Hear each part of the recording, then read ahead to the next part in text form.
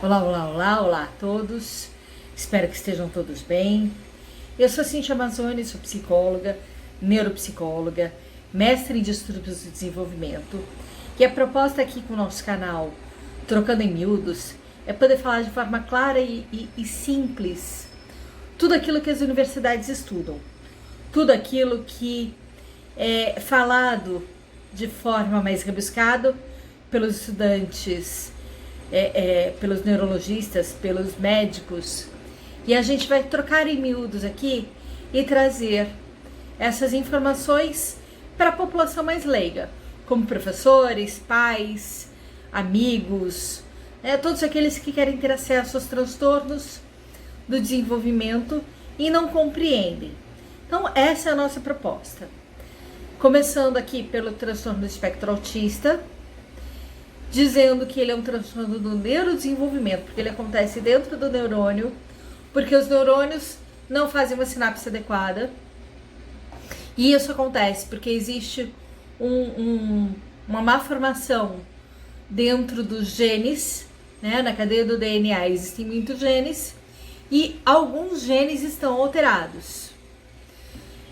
Por isso dá toda essa dificuldade de cognição, né, neurológico, e toda essa dificuldade de comportamento. Já falamos também sobre a história do autismo, que começou lá com Bleuler, em 1908, que ele associava o autismo à esquizofrenia, né, dizendo que o autismo era um sintoma da esquizofrenia. Depois veio Kanner, dizendo que não, o autismo não era sintoma de nada, era uma patologia em si. E dizia que o autismo era um transtorno autístico do contato afetivo, que ele tinha alguns sintomas específicos, como isolamento extremo, dificuldade nos relacionamentos sociais, resistência à mudança, estereotipia motora e dificuldade na comunicação verbal e não verbal. Mais ou menos ao mesmo tempo que o Asperger, que o Kanner tinha o Asperger, que ele falava, tá bom, as crianças que eu estudo têm dificuldades no contato afetivo, têm dificuldade nas mudanças, porém, as minhas crianças, elas têm uma verbalização, elas têm uma comunicação adequada, ou não tão adequada, sim, porque eram crianças que tinham dificuldade na fala, no sentido da comunicação. Eram crianças que tinham uma fala estereotipada e falavam como se fossem adultos. Bom, pra gente entrar no tema de hoje, que é a história do DSM, ou a história do autismo dentro do DSM, a gente precisa dizer que Bleuler, Kanner e Asperger, cada um falava uma coisa diferente. Então veio a Associação Americana de Psiquiatria e tentou unificar todos esses sintomas, todas essas patologias, dizendo então que cada uma pertencia a uma categoria, cada uma tinha sintomas específicos e cada uma tinha uma quantidade de pessoas pertencentes àquela patologia. Aí eles formaram um manual diagnóstico e estatístico de transtornos mentais, certo? Esse manual serve, ele existe até hoje, está presente, estamos já na 5ª edição, e ele vem para poder dizer para todo mundo, realmente todo mundo, eu daqui do Brasil, o cara dos Estados Unidos, da Europa, do Japão, da África, da Ásia, todo mundo vai diagnosticar os transtornos da mesma forma, baseado nesse livro, tá? Então, a partir do DSM, se fala e se unifica os sintomas de transtornos mentais. O primeiro DSM ele foi lançado em 1952. Dizia que o autismo ele era um subgrupo da esquizofrenia. Eles tinham influência dos psicanalistas e por isso eles acreditavam que o autismo era uma psicose infantil. E como infantil acontecia antes da puberdade. Então a gente percebe que eles ainda estão lá presos no que Bleuler falou. No DSM-2, a mudança não é muito diferente, não.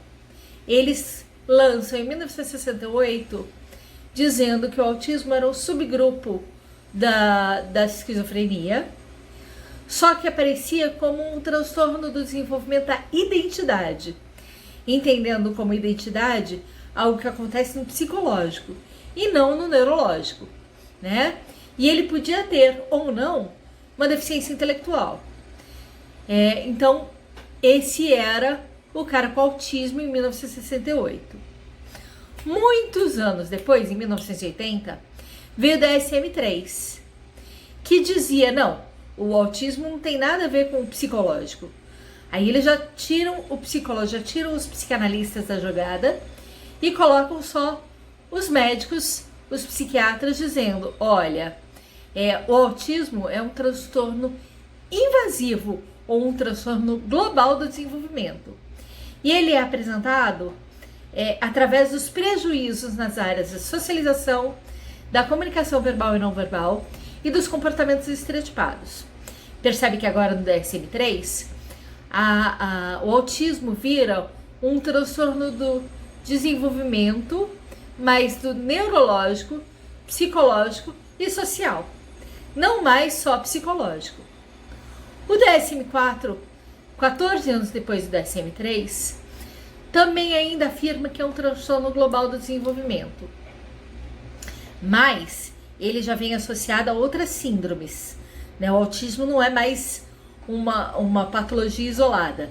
Ele agora vem isolado e vem dizendo que ele está associado às síndromes de Asperger, síndrome de Rett, o transtorno desintegrativo da infância e o transtorno global do desenvolvimento, sem outra especificação, certo? Então, o autismo aí, ele está associado a outras patologias, ele não está mais sozinho. Agora, não sei fazer essa conta, em 2014, vem o DSM-5 dizendo que o autismo finalmente foi encarado como um transtorno do neurodesenvolvimento como a gente conhece hoje, tá? Não tem mais nada de psicológico nesse transtorno. Ele hoje diz que é um transtorno do neurodesenvolvimento e ele tem um espectro, né? Porque ele abrange muitos sintomas, muitas dificuldades. Por isso, a gente fala que ele pode ser leve, moderado e grave, sendo que isso nós vamos falar semana que vem. Ele pode estar presente desde o início da infância, pode ou não apresentar deficiência intelectual. Eu esqueci de dizer, deficiência intelectual entende-se como uma deficiência cognitiva, uma deficiência da inteligência da pessoa. Além disso, ele tem que estar presente os seguintes sintomas: dificuldade na comunicação e interação social, entendendo que comunicação não só verbal, mas também a não verbal, interesses em atividades restritas e tem que ter um prejuízo no funcionamento global dessa criança. Ou seja, ele tem que ter dificuldade de autonomia. Esses sintomas devem trazer prejuízo para ele em vários aspectos da vida dele. Mas isso também vai ser outro tema para a semana que vem, tá? Então, na semana que vem nós vamos falar sobre como que acontece esses graus, como eles estão presentes. O leve, moderado, grave. Como que eu posso identificar esse autista? O que é essa falta de autonomia? O que acontece? Como eu identifico essa criança com autismo? Tá? Eu espero que vocês tenham gostado e até semana que vem.